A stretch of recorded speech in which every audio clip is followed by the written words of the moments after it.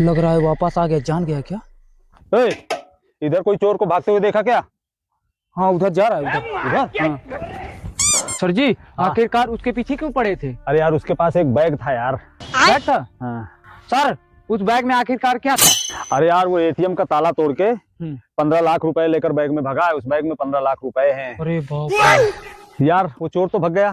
तू एक काम कर, मेरे को थाने तक छोड़ दे, चल फटाक। अरे यार, आई हुई लक्ष्मी को जाने नहीं दूंगा। 15 लाख है उसमें। सर जी, मैं नहीं जाऊंगा। ये डंडा मारते मारते तेरा पिछवाड़ा लाल कर दूंगा मैं। तू मुझे थाने तक छोड़ने नहीं चलेगा? तू भी उसके साथ मिला हुआ है क्या?